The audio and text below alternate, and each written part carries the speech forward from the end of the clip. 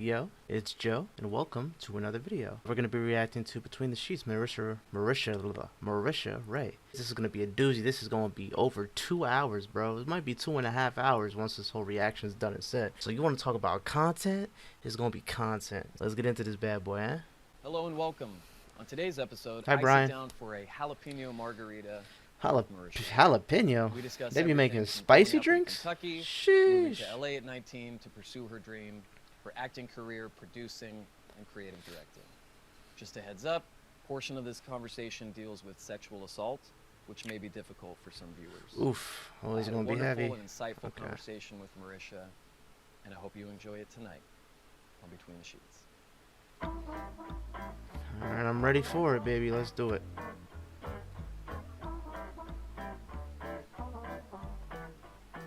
Boom, boom.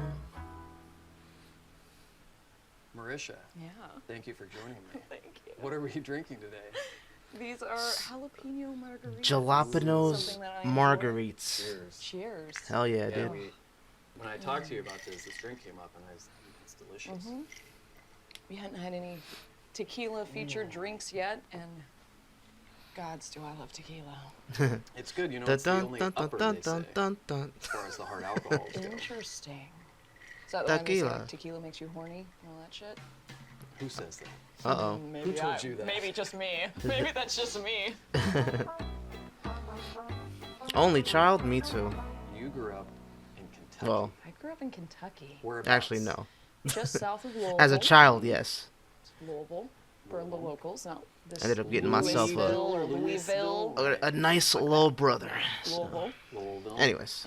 And Louisville. yeah, I'd say about like 30, 45 minutes south in a small town called Mount Washington, Kentucky. How small a town is it, or was it at the time?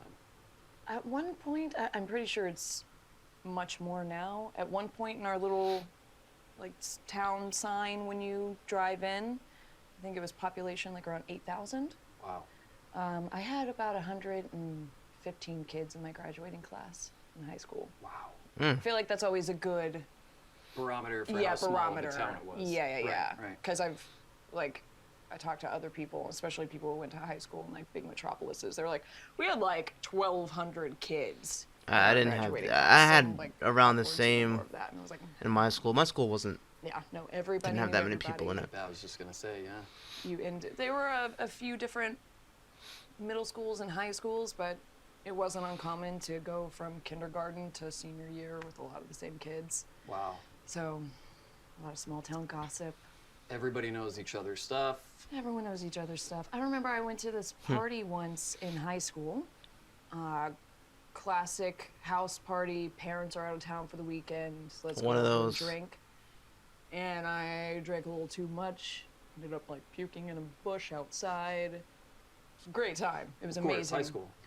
And then we all like crashed at the house that night, and I drove home. And I probably like told my parents that it was like some sleepover with the dance team or something highly inaccurate. As So you I drove do. home. By the time Couldn't be I had me, gotten but home, as you by the do. time we all woke up, and in the like 15 minutes it took me to get home,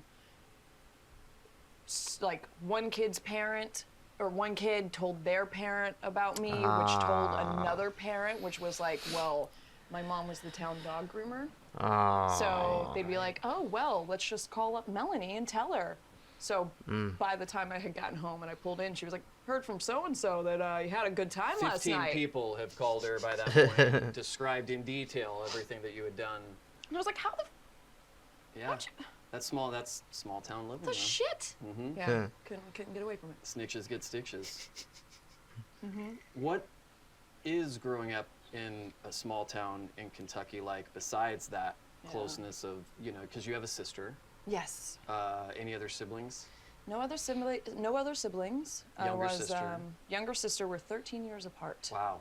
So she was a surprise. You were a teenager when she was born. Yeah, I basically was very adapted to being the only child, and I was living my only child life and loving it. And then this thing came along. Yeah, I'm 15 years apart from mine, so that's why I said like as a Surprise. child Yeah, it was so it was only a total child. But adjustment for me.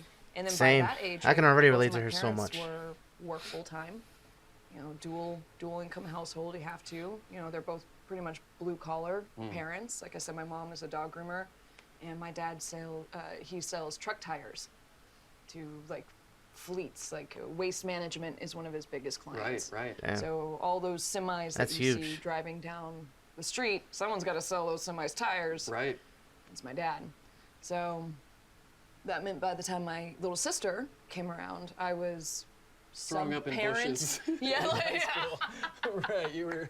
I was like token babysitter, just in-family babysitter, So in a weird way, there was a lot of times, kind of in those early months, that like it kind of felt like I was also helping raise my little sister. Absolutely. Of course, by the time I got my license when I was 16, I was one of those kids that was like, bye! My thing. I got wheels now. Can't keep me down, bitches. Right. So yeah, I was kind of definitely Freedom. gone by the time I had. About the Tokyo drift all around this town. But no, I mean, Kentucky was great. I still have fond memories of it, but I don't regret leaving in the slightest. Yeah, sometimes you want to, kind of get out of your element, especially living in a small town like that for so long, where everybody knows you, you know everybody knows each other. I can imagine that after a while, you kind of want to get away from it all and experience something new and just kind of like, yeah, you really just experience something new and get a new taste on, what else is out there, because there's a lot out there in the world for you to see, So I could definitely appreciate that. That's pretty awesome. Good for her. She accomplished a lot. What age were you? She when was you a got into dancing dancing? queen. Oh shoot. She I could think pop my lock. parents put me in dance class when I was 7 years old. She could hit one of these. Like it immediately, or was it they wanted you to do it, get you out of the house? Or I for loved whatever it. I mean, a little bit of both. I was a very secure and kind of cocky little shit as a kid. Once again, I was an only child. Right. I was always a lot more mature, probably because I was an only child. I hung out with adults more. My mom always said I had like an old soul. My dad said I was just weird. It just depends on how you look at it. Right. And so I would do things like force my parents to sit down when I put on Wizard of Oz behind me, and then I would reenact the entire movie in front of the movie and force them while it was I mean, playing, honestly, force them to watch my little one-act play, this one-man play. it's a lot of making talent Wizard to, of Oz. remember And, that. Then I would put on dance recitals at the house. So my mom was like, "We're gonna put you in dance lessons," and my response to her as a 7-year-old was, "I don't need dance lessons. I already know how to dance." I am a Mastered it. professional mom. If you want Now, me to go excuse to me, teach the other will I kids, go and watch I guess my I consider it. Wizards of Oz for We'll the have to talk about it 1000th time? I don't know. Thank you. And my mom If was you like, need me, I will be in my quotas. okay, and like threw me in dance classes. And sure enough, I mean, right out of the gate, I was entranced. I was in love. You had a lot more to learn than you I thought you realized did. I had a lot more to learn, and that I was interested in learning. Reality hit her hard at 7, And- What kind of dancing was it? Generally, when you're starting with like little kid dancing, you always have like your typical ballet class that you start with. And then I was also doing a little bit of tap. and a Oh, little bit tap of is fire. What we called lyrical back in the day. What's Just that? Kind of Yeah, Twyla what is that? Tharp, kind of Oh. modern-y jazz. I'm gonna dance to Madonna's Frozen and be like, It's a little that's bit more pretty what cool. you see in modern dance styles. It's less like rigid in technique in ballet. So that was like my favorite. And I always had like a solo class. My parents always paid for me to have a private lesson as well. So you did group lessons and then private. Wow. I started. There was a time where I was in dance almost 6 days a week. Did At a you certain point. Oh, she was Wow. killing it. did you ever want to do that when you were that? Obviously, what you want to do as a kid for the rest of your life changes Yeah. every year. Yeah, depending yeah. on what you're interested in, what your friends are doing, what you're studying in school. It changes all the time. Did you ever think I want to dance? Dance professionally? Yeah. Yes. I knew I wanted to do. I knew it wasn't enough. I knew I wanted to do more. And then my dance studio got a musical theater teacher. They hired on a musical theater and voice teacher, Melody Stacy. And then that whole thing was introduced. Because it was like, oh, there's this, like, dance is great, but then there's this whole other realm of dancing and singing and also acting. And then it was like, oh, I learned there were these things called triple threats. And I was like, Yep. oh, that just sounds Someone that so can do badass. I mean, that does All sound tricks. badass. And I was like, that's me. That's what I'm going to be. I'm going to be a triple threat. And then you transition into doing theater and stuff? Mm-hmm. Around how old were you when that happened, when that change you just talked about happened? You decided you I wanted must to have be a been pre-got. 10 or, A pre-got. A pre-got, yeah. Pre-me-got. That, I must have been 11, 10 or 11. Yeah, so he comes Nice. in It's with this. it's cool that she found all this stuff out like at an early age. 'Cause there's so many people out there that they don't know exactly what they want to do, or they don't know what their passions are. Even as adults. So it's so cool that she was able to figure out, that this is what I like, this is what I want to do, and then her parents kind of helped to facilitate that environment to where she could kind of find that out and try different things, and had that kind of support. That's a beautiful thing, man. Beautiful thing. It's important at that age. Newfangled thing that I've never heard about, And it was which was cats. Cats. Cats. I got thrown into that, and that was the first Excuse me. thing that we Nice. did as a musical. The But drip. that was the first time. I mean, we were getting brought on these stages. We were renting stages in Louisville that were like 3,000 seat, theaters. That's so cool. Not that we were filling 3,000. Not 11-year-olds were Right. filling 3,000 seats. Right, still but I was going to ask cool. about that because in that small of a town, there must have only been a couple of productions a year to be able to do. So you probably had to go to the bigger cities to. Yeah, perform. I had to drive into Louisville, and a lot of that was, like I said, out of like our private studio, and it was just kind of basically the end recital of the year. Wow. So it wasn't even really professional theater in any way, but all of that did end up leading me to the Louisville Ballet Company was doing Nutcracker, and you need kids to do like the party girl scenes and the Right. little toy soldiers.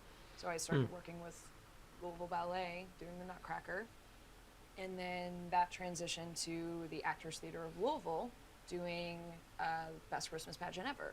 They did yeah. every year, and I ended Best- up doing Best Christmas Pageant Ever professionally with Best them. what? They did yeah. every year, and I ended up doing Best Christmas Pageant Ever professionally with them I didn't catch it.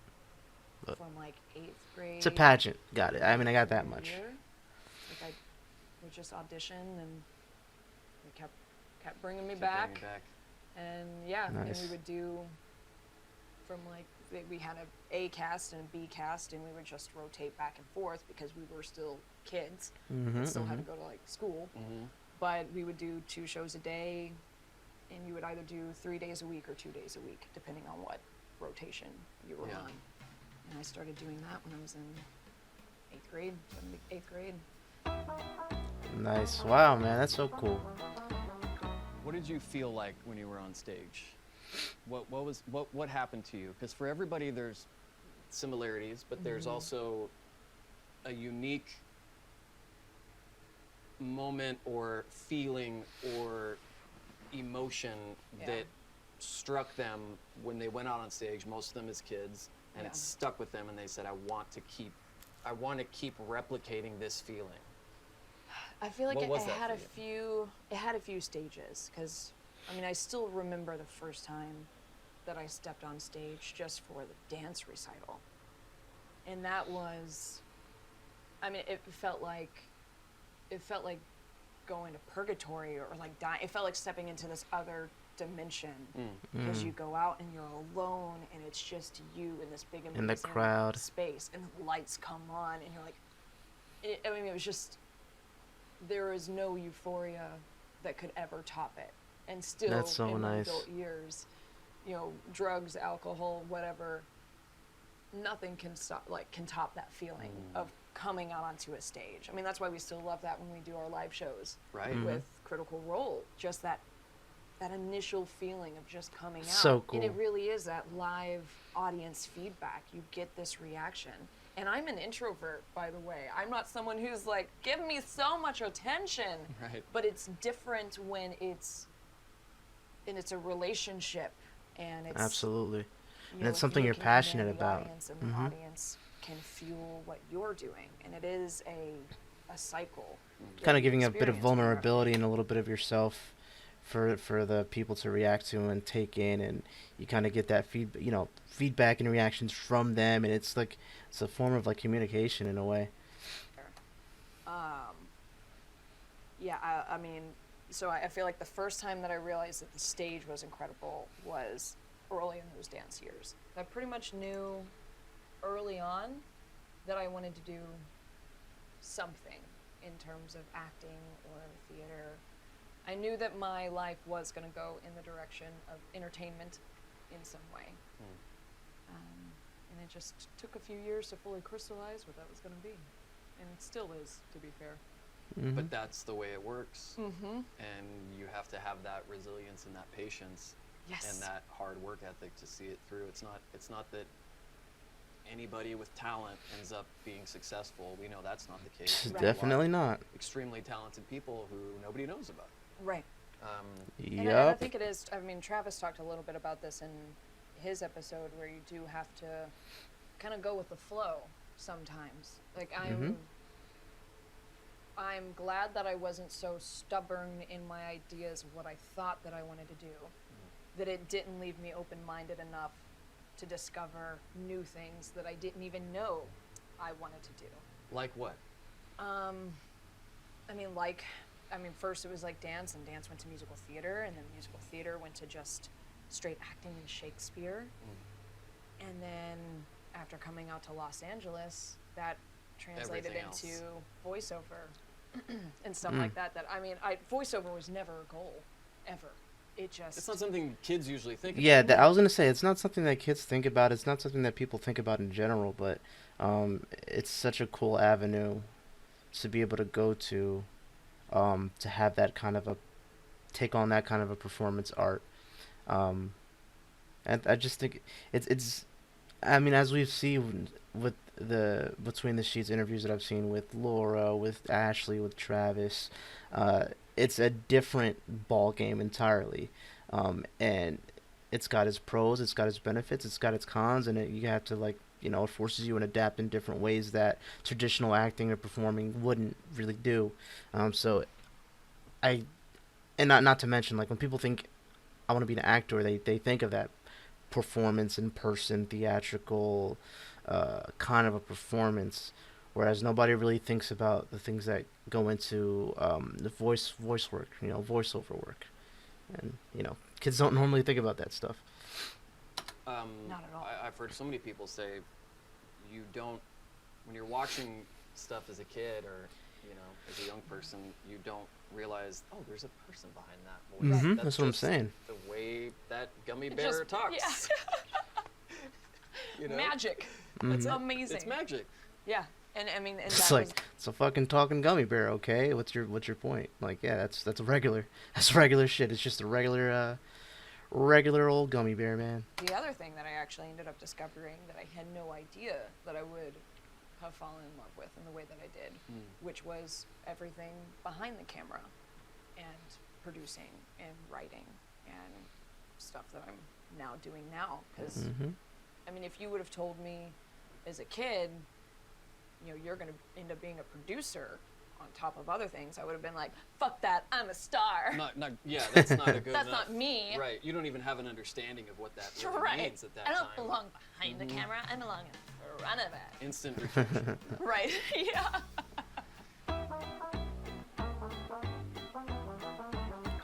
In high school, besides, throwing up in the bushes and being caught by your mom because it's a small town, Yeah.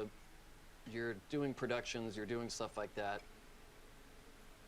In the regular social aspect of high school, Yeah. what kind of a teenager were you? Were you nerdy back then? Did that develop later or earlier?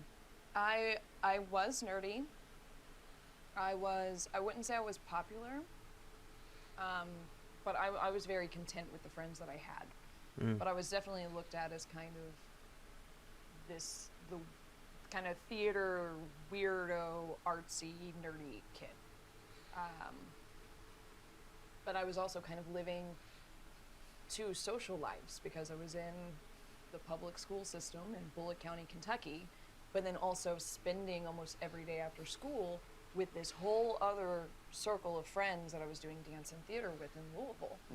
So I think because I had those people, and I had them early on, starting at a younger age at 7, by the time I had gotten to middle school and high school and the typical popularity games and the cliques start happening, I wasn't as thirsty.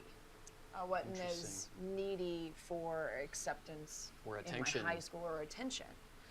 And I remember going from That's good. Like going from middle Look, school a lot to of high people school are. is one culture shock. I think it was a way bigger culture shock going from elementary school to middle school. Because you suddenly have lockers. You don't have to line up to go to the potty. Right. You don't. I remember riding yeah. the bus. Yeah, and that's true. I never that's thought about such that. a weird, transformative few years. So the kids in 6th grade who are like, what, 11 versus the kids who are 13 and 14. It's a big jump. It's a lot happens in those years. And I remember I had one of my best friends in elementary school. That first day in middle school at lunch, and there was clearly like the popular girls table, and it was so important for my friend, we'll call her Jay, to be accepted by these girls. And I remember I sat at the table because I was sitting next to Jay, but she was trying to be included, and she was a totally different. She wasn't present with you. She was constantly trying to get in with the other girls, and probably, as she's about to say, probably acting different than she normally would in order to kind of get their attention or get points to possibly get into that clique. Happens, man. It happens. Person. It was like that overnight. Like, she didn't want to talk about the nerdy stuff anymore because now it was talking about, Boy Meets World and the lip gloss and have you read this? And I remember. It's like, bro, be yourself. I was so confused. I was like, why are you acting weird? And I was trying to still make conversation, so I was like, anyone playing Tomb Raider? And they all looked at me like, what are you, you're crazy. Right. Tomb Raider, I've never been to a tomb. There's probably a bunch of like dead things in there. No thanks. No thanks. Yeah, no, it's you gotta be yourself, man. And that's not to shoot down anybody that's not into these things, but it's just be yourself, man. If you're into these things, you're into them. If you're not, you're not. Don't try to change who you are in order to fit in with some other people, because tell you what, man. People think that you're gonna be around those people, like you think that you're gonna have like be around these people for forever, bro. You're not gonna be around these people forever. They're gonna forget about you. You're gonna forget about them. It's gonna be irrelevant. Just be yourself and find people that you want to be around forever and that accept you for you and you accept them for them, and you can just be yourself and have a good old time. And instead of worrying about, is what I'm doing right now cool for this other person, you're just enjoying the moment, enjoying the vibe, enjoying the fun times because you both are having fun because you both like the same shit and you're comfortable around each other. That's how it should be. I don't know. I mean, it's everybody goes through it. But as an adult, looking at things like that now, it's so silly. But it comes with maturing to figure that kind of stuff out. What to what? And I was like, PlayStation. Everyone plays video games, right? You have a PlayStation, right? And they were like, no, we don't like that. And there was a boy behind me at the table directly behind us. Dude was like, hey, yo, you played Tomb Raider? Lit. Watch, I bet you. And he heard me say it, and he turned around and he went, you talking about Tomb Raider? I see. That's what I'm trying to tell you, bro. And I was like, are you playing right now? And he's like, yeah, I'm at this like second level and I can't figure out, I fell in a pit and I can't figure it out. And I was like, oh my God. And I picked up my tray, went over and I sat at the boys' table, talked about video games the rest of the time, and I never went back. Wow, it's interesting that seeing someone act in a way that you know they're not, you immediately were rejected by that and went, I'm not going to do that. I'm not going to be fake about my interests or to hide the stuff that really makes me me just for the sake of popularity. And I was like, I was bored by their conversations, and I was like, I don't really like these girls. Like they were being, and like half of the conversation, if it wasn't about, you know, lip gloss or Seventh Heaven, which are all fine conversations, by the way. I'll talk about lip gloss with you. Great show, great product. Great product, you know? Yeah. But the other half of the conversation was all this like catty gossip and like, being mean to other people. And I was like, she was our friend though, like over the summer. Why are we being mean to her? I don't know. Right, Two-faced, fake, just, it's... It confused me, and like I said, I think had I not already kind of been working at myself at a young age and already kind of knew a lot about what I liked and what I was into and had friends that could support that, I didn't crave it. You didn't need that. I didn't need it. And then, I mean, that kind of spurred into a lot of things. The weirder that all the kids called me, the more, you know, names that they threw at me. And I remember back in the day, this was, you know, early 2000s, late 90s. So they called me a lesbian, like that's a bad thing, because like that was like an insult back then. It was like, well, you're just the weirdo lesbian. And I was like, yeah, girls are hot. Like I was that person. Like the more you poke at me, the more. And then I was like, there's not much of a response to that. Yeah. But it's hard to come up with the. Like, it's like, oh, you're a weirdo lesbian? I'm like, hell yeah, bro. Chicks are hot. What else you got to say? Is that all? Is that all your criticisms? Love girl. You know what I mean? Like, I appreciate that she was kind of like had like this, man, you know, not everybody's gonna like me, and if you don't like me, that's fine. There's gonna be people out there that do accept me for me, you know. I appreciate that she had that kind of a mentality. It's hard to come up with a secondary insult. right. You're like, haha, you like girls. You're like, girls are hot. Girls are great. Wait, I also think girls are hot. Yeah, exactly. So it's like, oh shit, she got me. Wait, what do I do? Man, I don't. Short out. She's not giving me anything. She's saying stuff I agree with. Yeah. I don't understand. Wait, what if she takes the girls that I like? Yeah. You're sitting there over there going, already did. Already did. Please. she like reverse Uno carded them without them even realizing it. It's like the DJ Khaled meme where it's like, congratulations, you played yourself. Or it's like, omae wa mo shinderu, and it's like, wait, what? You know what I mean? It's like, oh shit.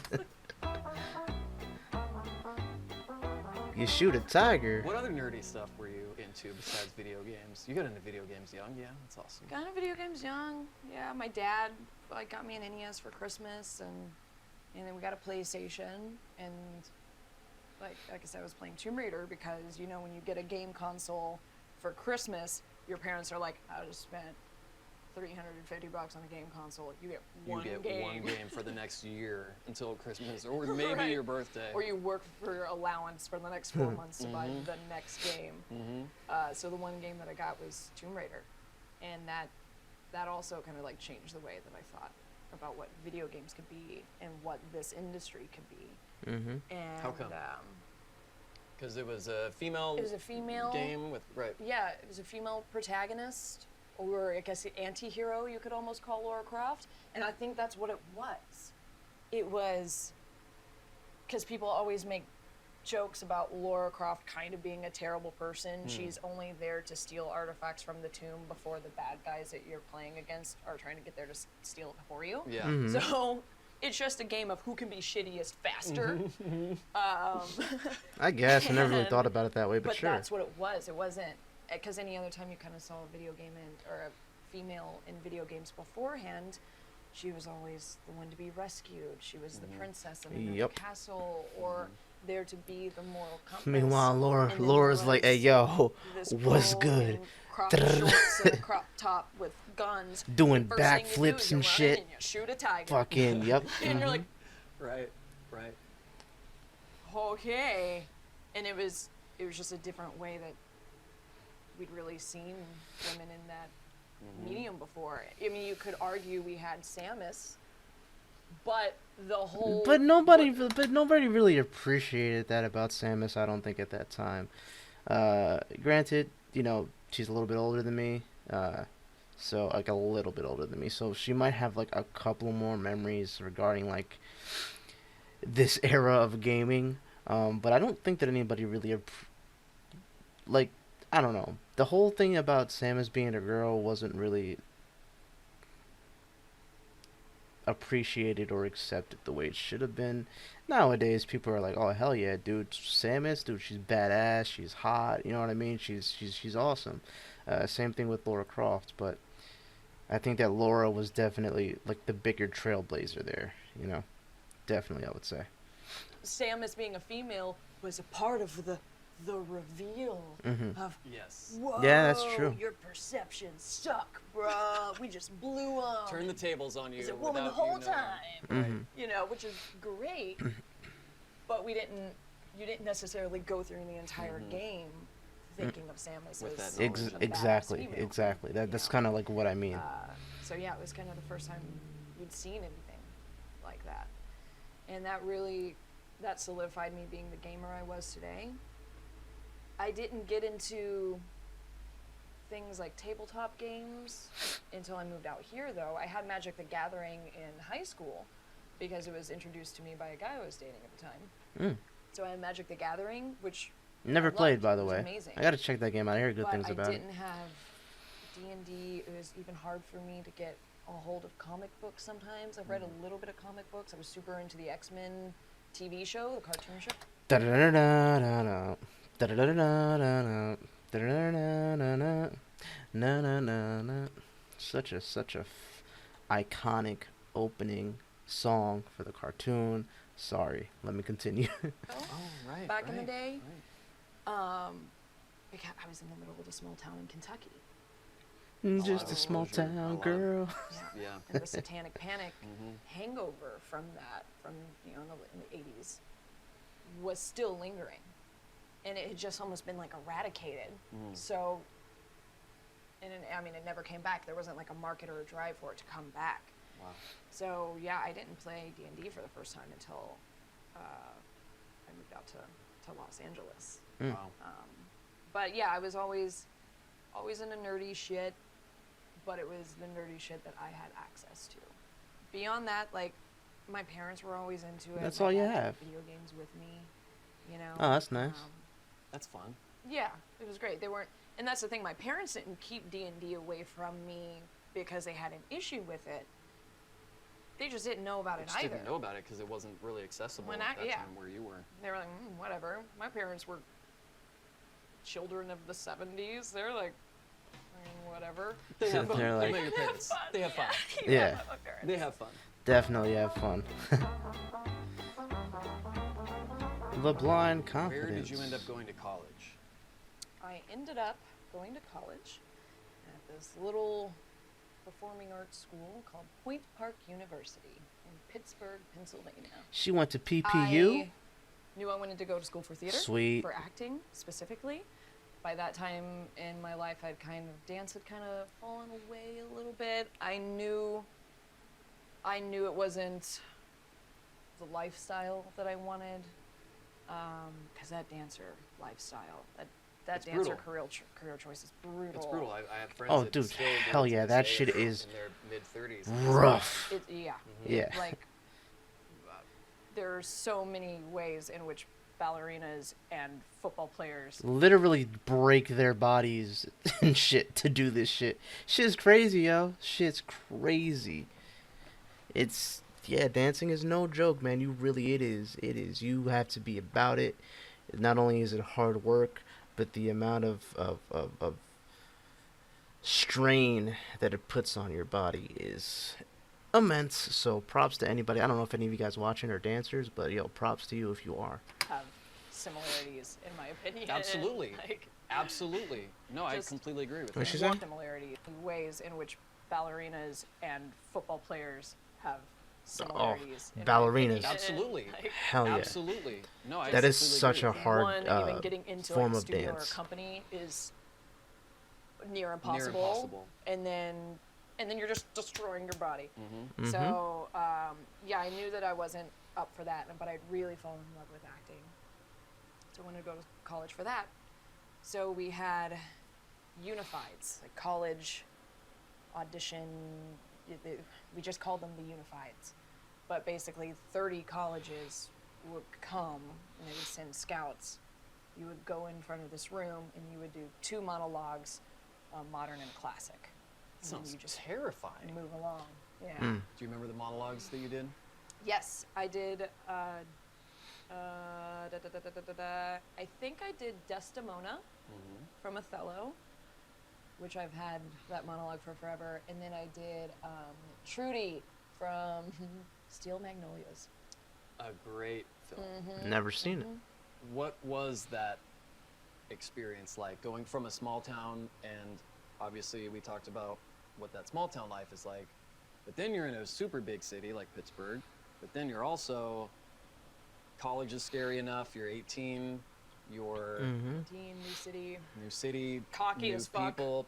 Yeah, you've got confidence. Yeah. Well- Sometimes I look back at 18-year-old Marisha and I'm like, damn. Like, was I a little shit? Yeah, but I wish I had just like an ounce of that, a little bit left. Not that it's gone, but Of what part? confidence. The blind confidence. The blind confidence before the world is like Yeah. smacked you It's just down like, one too many times. What you trying to do? Get Yeah, back down you've seen there. You've seen into the matrix too far. If I remember 700 correctly, miles you from had home. a co-ed dorm Yes. in college that you stayed in. Yeah. What was that experience like? Well, because I had probably like a more progressive college, I think. So you could choose if you wanted to live on an all-female or all gender, same gender floor, or if you wanted a co-ed gender floor. And I was like, well, I'm co-ed, like all the way. Because you had sort of identified a little bit better with the interests that guys had versus what some of the girls Totally. were interested in at your age Totally. at the time, right? Guys were always some of my best friends, so I was like, yeah, there's no need for me to be on an all-female floor. And so I was like, this is gonna be great. And when you go to a new place and you don't know anybody for the first time, you reach out to the people around you first to be like, I'm alone, friends. Can we be friends? You want to be friends? We can all be friends. And we all kind of did that. And performing arts schools, there was actually a lot of kids that were coming in from out of state and no one knew each other. So like that first day, we were going around and knocking on each other's doors and being like, hey, I'm your neighbor. If you ever need a cup of sugar, stuff like that. And we were just kind of getting to know the people on our floor first. And one of the guys I was on the floor with, we'll call him S for the purpose of this. He was there for film and production and other stuff like that, and Right, it was a performing arts performing arts school, school, yeah. right? And yeah, there was this cool little like posse that we had kind of formed from our floor. So one day, I was talking with S, and Jaws ended up getting brought up, and I The movie love Jaws? the movie Jaws. Yeah. And I love Jaws. It was one of my mom's favorite films, so by proxy, she like forced it to me all the time, and I mean, it's a great film, so love Jaws. And I was like, I have a DVD of Jaws, or I got a copy of it. Like, let's watch. Dude, we should watch some Jaws, man. So, had like a little dorm, like Never seen Jaws watch before. Party of Jaws. Not even like it was like the first or second shark attack had happened, just getting going. Graffiti on the billboard, and S reaches over and very unprompted puts his hand down my pants, and there was and once again, and it's hard Oh, to man. even try and explain myself because I immediately feel like I have to justify my behavior. That I wasn't doing anything. So every time I tell this. No. Listen, if you are a victim of any sort of sexual assault, I don't care your background, gender, race. I don't care what you identify as. I don't care.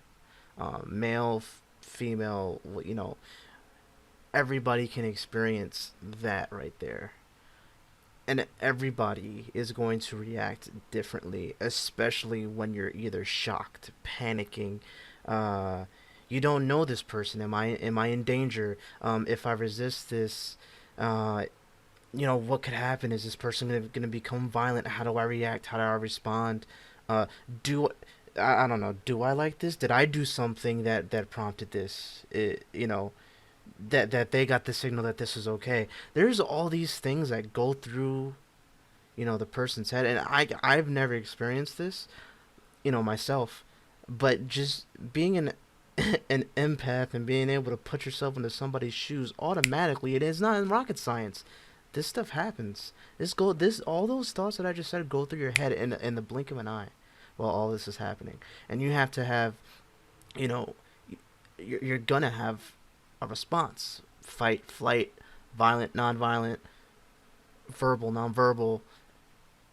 You're gonna respond to that, and you never have to necessarily explain yourself when it comes to something like that. You know what I mean? Especially if you felt as though it was unwarranted, if you felt uncomfortable, if you were, assaulted. You know what I mean? Like, I hate to hear stuff like that, because you hear that a lot from people who are survivors of sexual abuse or any sort of harassment, and like I said, male or female, because it happens to everybody. And it's tough to hear that they feel like they have to explain themselves, or they feel like maybe they are to blame, and that is not the case. It's always good to be reflective on moments like that, but to either blame yourself or be hard on yourself when somebody assaulted you is not the move. You are not to blame, and it is okay for you to feel however you felt in that moment, and to be able to express yourself in whatever way you want to express yourself in that moment. And I'm also talking to Marisha, but yeah, it really was important for me to get that out before she says whatever the hell she's gonna say, because I don't want. I want to get that message across, that it is okay to feel how you feel and express how you feel in any way that you deem appropriate. Because when you're in a situation like that, it, when you're in a situation like that, you're not to blame. I just want to put that out there. You're not to blame, and however you react is okay. Uh, Details can be discussed and ironed out later, but like as far as like in that moment, I don't know. You have my support. If anything else, you have my support. So, without further ado, let's see what she's gonna say. Story. I'm like, I was just sitting there. We weren't making out. I was in like sweatpants and pajamas. Wasn't looking particularly hot. It wasn't that you two escalated to a point that it was just unwarranted, where he maybe felt, and it goes with such immaturity with people, dude. Immaturity with people thinking like, okay, I've been invited, or to this situation, or in a way, like, us seeing Jaws and that being like something that we planned to do was kind of like a green light for me to like, oh, he or she is into me, so I can get physical and handsy and do shit, and they're gonna be into it. Like, dude, consent's important, bro. Always ask consent. Always ask consent, bro. I don't care what the fuck is going on. And if somebody says no, you listen. You could be in the middle of doing the do. All right, I'm just gonna leave it at that. Doing the do. And if the person that you're with says, you know what, I'm not feeling it, or we need to stop, you stop. That simple. Anyways, this is getting heavy. All right, that's far enough. It just came out of nowhere. And I was like... Oh, and also, not just waiting for them to give you, not just waiting for them to say, hey, we got to stop. Be proactive in asking for consent as well. Is it okay if I do this? Do you feel comfortable with this? Important. Anyways. This is not that situation. Like, I misled you in any way? Nah, I just. Yikes. Glasses I feel this type of stuff gets me very upset. You're missing the best part. Whatever you can say. Yeah. Right. Yeah. I can't imagine what that comfortable. Yeah. I told him no. It's fine. 10 minutes or so later, he tries the exact same move again. 10 minutes going by and it was nothing. All of a like sudden, just total disregard. On a mission there. And it's like, hands are down my pants. Okay. And so he tries it a second time. And that's when I'm like, okay, you have to go. And you reach that point where it's like either he's going to keep trying and I'm going to like freeze and just go. He's being a little aggressive, and then you have those thoughts as a woman too where you're like, what if I try to start fighting this guy off? That's real. That's real. Get even more Is it gonna aggressive? escalate Is it going to even escalate? You know, I saw this video. I'm sorry. This we're gonna talk about this. Listen, because this is very important. I saw this video the other day, and it was like on I don't forget if it was like TikTok or fucking Instagram or any one of these things, right? And it was this video of it was like a couple of guys that were talking to a couple of girls, and there was this one guy in particular talking to this one girl in the video, and he's like super, like his body language is very aggressive, and you could tell he's drunk, and he's just one of those that's just like being just being a weirdo. He's being fucking weird. And the girl is kind of like, you know, laughing at him and like kind of like haha, like humoring him, right? And people in the comments section were like, but what's so weird about this? She's laughing. She obviously she likes this guy. She's charmed by him. No, that is when it gets down to it, a fucking survival technique, because you don't know how this guy's gonna react. At the end of the day, he's a man. You're a woman. You don't know how the crowd is gonna. You don't know what perception of you may be if you were to cry sexual assault, or this person's being aggressive, or, you know, somebody help me out, this guy's being weird. You don't know if you'd have support in that way, number one. Number two, with this guy being like, this dude was close, like invading that bubble. She's like, you know, whatever, kind of like trying to create a little bit of space, but you know, laughing at him, whatever.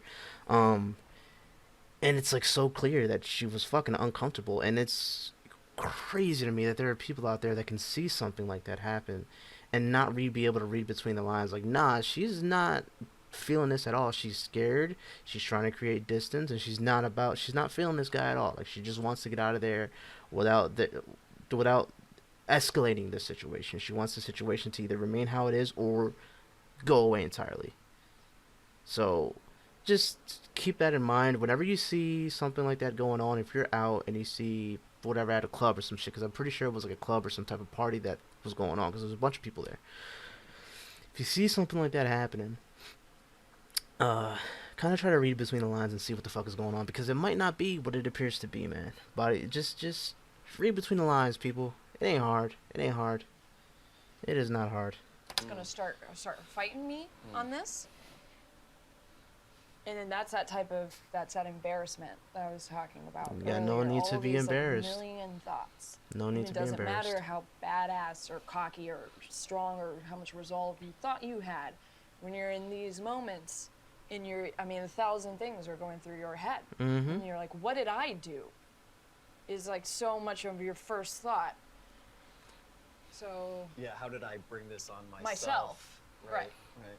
Next morning, wake up, went to class, just trying to scrub my memory of the night. How much you want to bet this dude spread a rumor like, yeah, we did the dirty, Marisha and I, and spreading rumors and just, I know where this is going, man.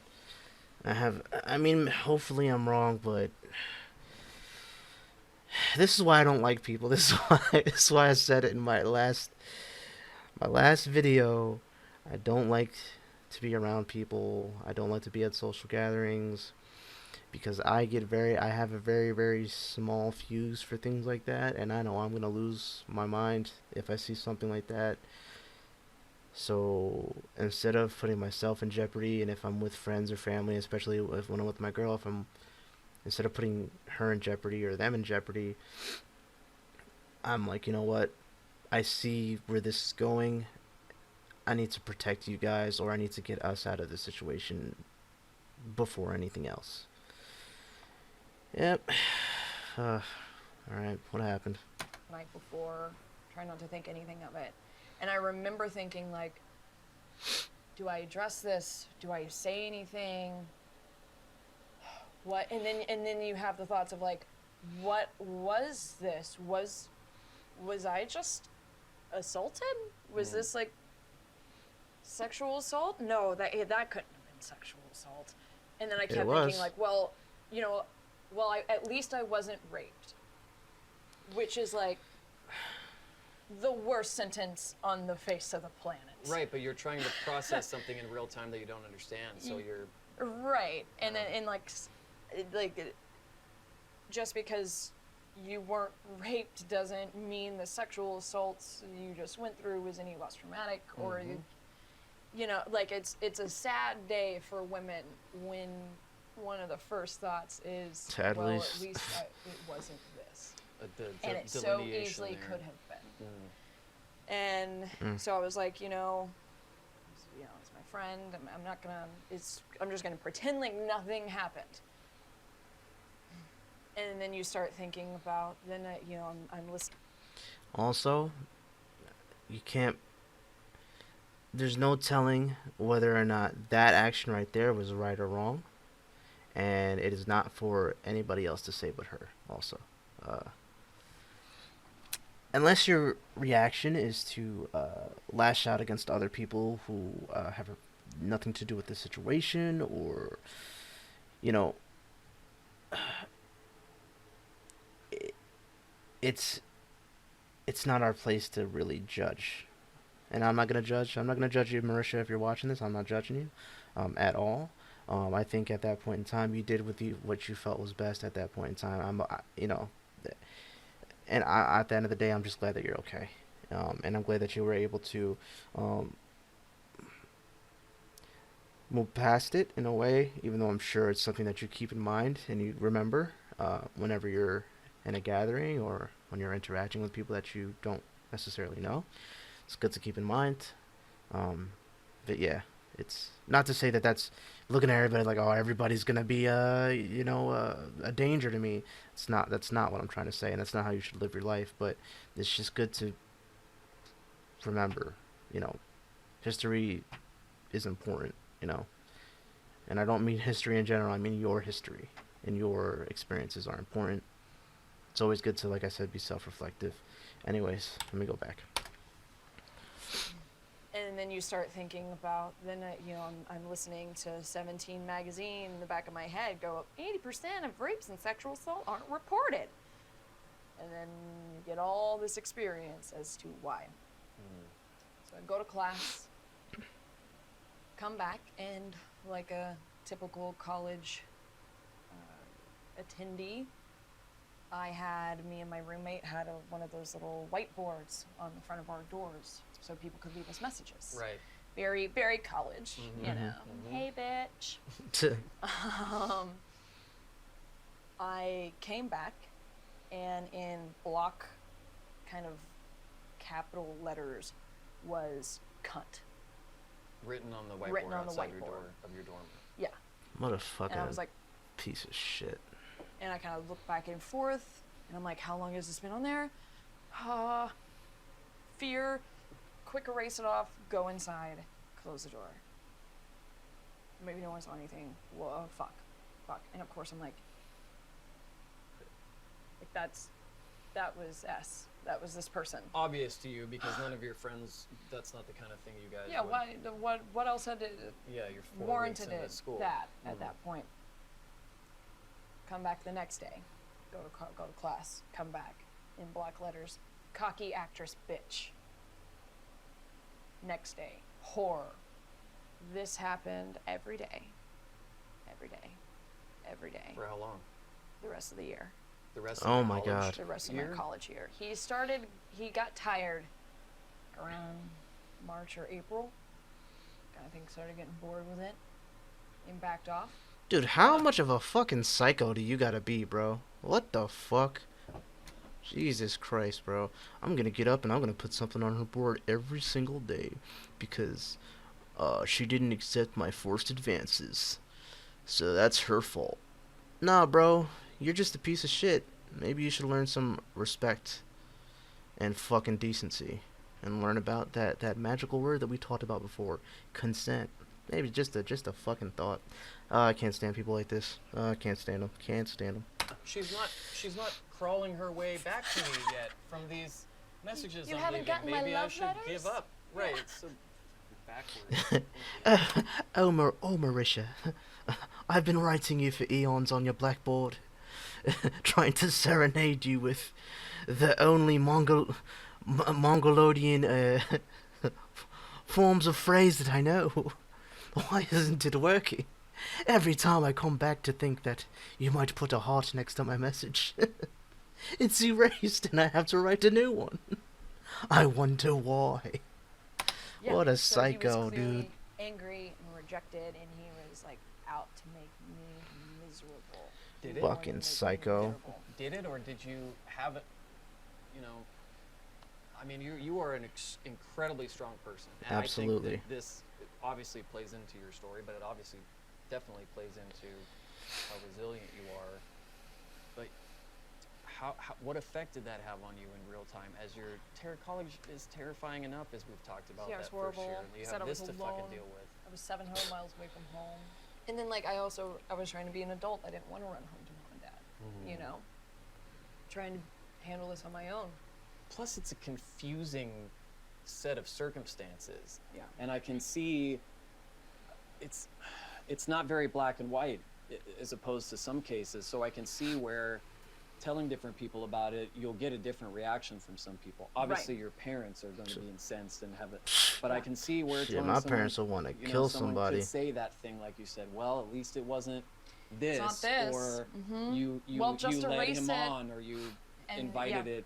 You know, just because you had a guy over in your dorm room means you invited him to put his hand down Yeah, your pants. right. Fucking You'll get terrible. that from people. And I did. And when I eventually was like, okay, this isn't going away. It's this not isn't what that stopping. means. I tried to talk to my RA. I tried to talk to my teacher advisor. And all of them said the same thing. Well, were you drinking? Oh wow. What were you wearing? Mm-hmm. As if it's her fault. What were you wearing? Were you drinking? What did you say to him?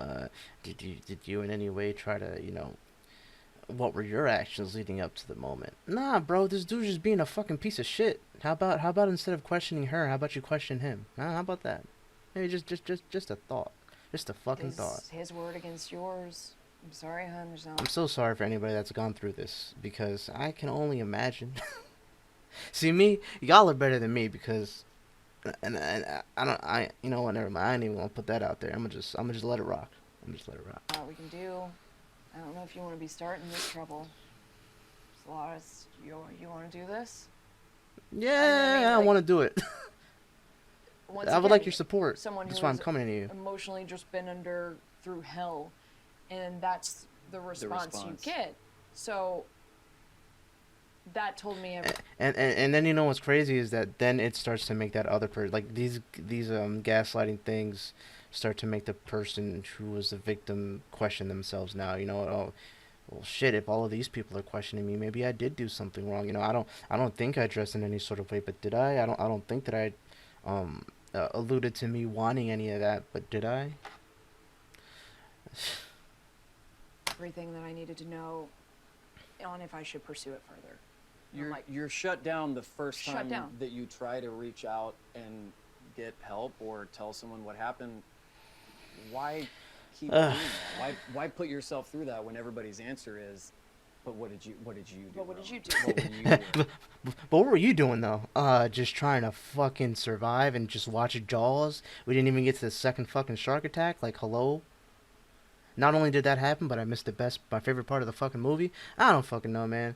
And that's what I think people don't understand about sexual assault or rape. And when you do go to tell the cops, you go through several layers of exploitation and embarrassment.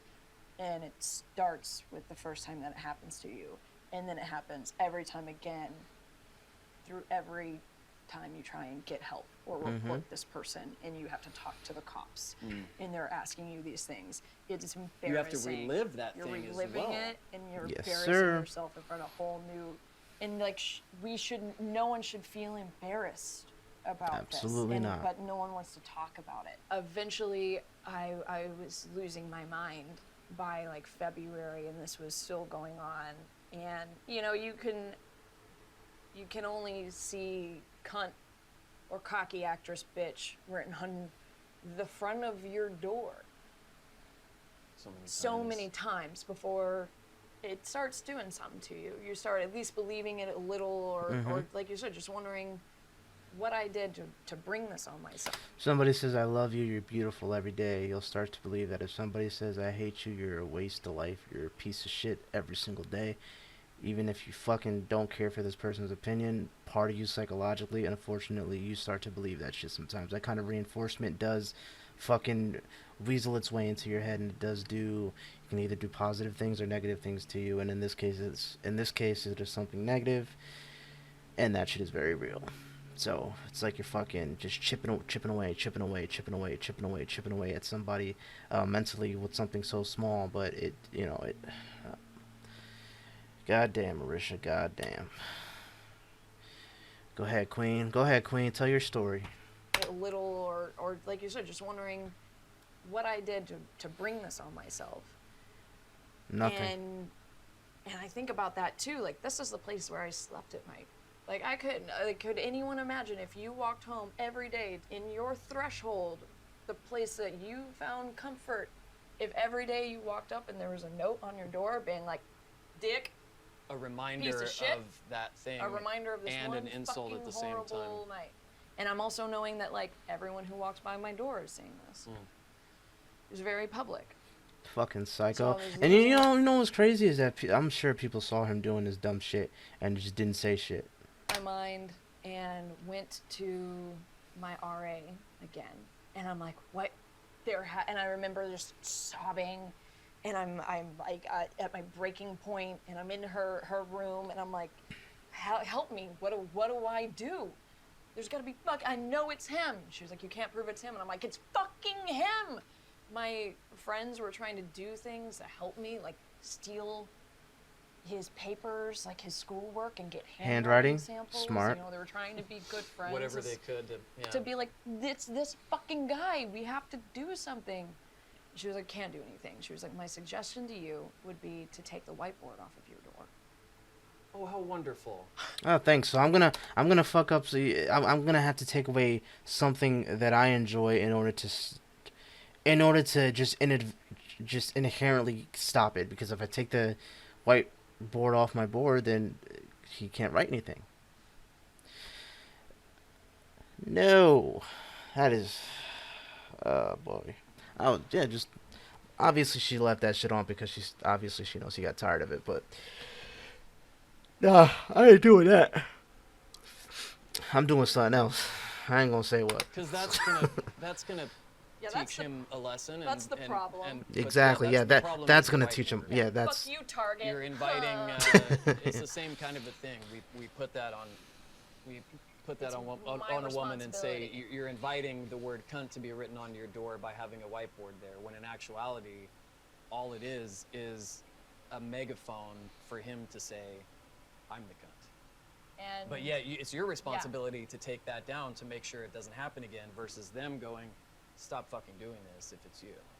You really kind of nailed it on the head, because that translates now to when I get so frustrated when people harass people online, and they go, and their first excuse is, well, unfortunately, if you choose this life Of being in the of public. being in the public eye, you're inviting that. No, I'm not. No, you're not. No, I'm not. And that is the type of perceptions that are damaging, and they're excuses, and that's what allows this societal behavior to continue. It was, the whiteboard was inviting the word cunt to be written on it. No, it wasn't.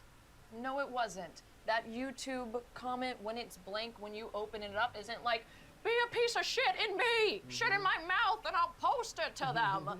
Like, that's not what it is. If that's the way you interpret it, then I think you should reevaluate some things. That's the canvas on which we paint what's inside of us, truly. Yeah. Ooh, what a bar. So there was nothing else I could do. So I took the whiteboard down. No. Guess what happened? He took a piece of Someone paper, fucking wrote it on the door. or yeah, or some shit like that. In Sharpie. Oh, come on. He just started writing directly on the door. Kept going. How'd you Continued handle on. that? I think I put the whiteboard up because at least he wasn't fucking facing the door. At least you could erase At least- the bullshit that was happening, and yeah. I'm trying to put my mind there at being 18 and all the stuff you already had going on, and then trying Yeah. to think about this. I did, yeah, and then I'm trying to do college. I'm trying to go to class. I'm in the theater department. I was all over the place. I had one night where I confronted S. So like I said, started reaching. I was insane. I was, I wouldn't say Try that. everything you could. yeah, and I Yeah. don't think you were wrong to say that I was miserable. I was pretty miserable at that point. And I think some friends, I'm trying to even remember how this all came to be, but there was, I don't know if it was facilitated with friends trying to like hash it out between me and S, like you could, That'll fix it. like that'll fix it. But we were in the hall, and I remember losing my shit to him in his face, and being like, and like I said, we had friends there who were kind of like watching this whole thing go down, like, oh fuck. And I remember being like, you tried to put your hands on my, it never was that warranted. You tried to do this. And I was like, trying to like, once again, kind of, I was like, yell, whispering, because I didn't want to still like, be like, because once again, it was embarrassing. And I'm like, you assaulted me. You put your hands on my pants. And he had this moment too where he snapped and he went, you know what? Yeah, you're right, Marisha. And he started shouting and pacing up and down our floor. And he goes, you're right. I tried to finger Marisha. You hear that, everybody? Tried to finger her. I tried to put. Nah, Batman, nope. Yeah, nah, that, boy, yikes.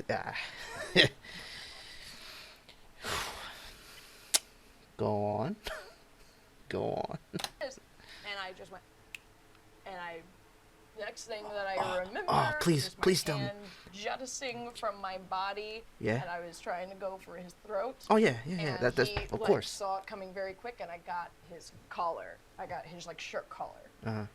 and Did you like pull him instant in? silence from him, and I just saw his eyes go like really big, and I was grabbing him. I was about to just fucking Oh please, you didn't? beat the shit out. I mean, it's You were not suck it's out not his soul, okay but for you her to didn't do have something like I that. was, yes, yeah. I was done. And